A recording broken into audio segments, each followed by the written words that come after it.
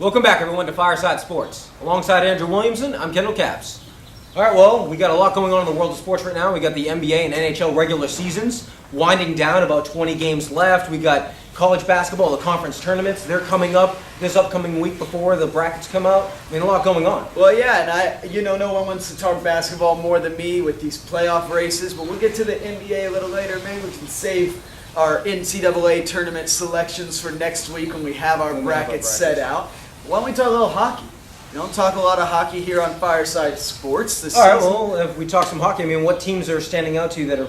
I tell you, I really like the Blackhawks. They'll cane you. They'll tase you. They're sharper than you. They won it last year. They're starting to surge now. 8-game winning streak. I think they're going to come back and defend that title. And I think Chicago is really excited for their team. Well, they have a lot of weapons on offense. The question is, will they be able to do it again without their goalie, Niemi, who's now gone? And that's a big dynamic in the playoffs. You'll find out if they'll be able to repeat. They do have some momentum to get back into the playoff race. You got to think. Just about a couple of weeks ago, they were outside of the playoffs looking in. Well, they've made that big surge, but they're going to have to go on the road a lot in the playoffs, which they didn't have to do as much last year as a 2-seed. So that could change things for them this year. But how about in the Eastern Conference, Philadelphia, a team that lost to Chicago in the finals last year. They've been one of the powers alongside Vancouver in the NHL all season, and lately they've been struggling. They've got to be careful because Boston is creeping up, only 2 points behind them in the standings now.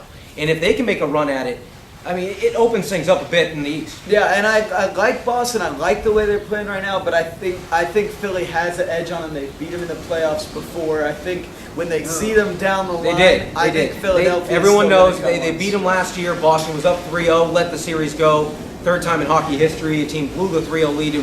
It's difficult for Boston to get over. However, they made a big move at the trade deadline, getting Tomas Kaberle. That's the type of move you see teams make when they do make a run deep in the playoffs. They have the experience, they have the depth, and they have size. And now that they add a scoring defenseman, it adds a whole nother dimension to their attack. And I actually think they might be able to make a run in the East and maybe take a run at the Cup. Well, now look at that Western Conference. Shifting over there, the Western Conference playoff picture is so muddled out there. The difference between the 4th place playoff team and the 8th place playoff team is... Oh, never mind the 8th. From the 4th to the 12th spot is 4 or 5 points. There's 8 teams fighting for 4 spots, all right there. Question is, who's going to be able to win the games down the stretch? There's still 18 games left approximately in each team's season. You're going to have to win more than you lose because it's dog-eat-dog world out there in the West.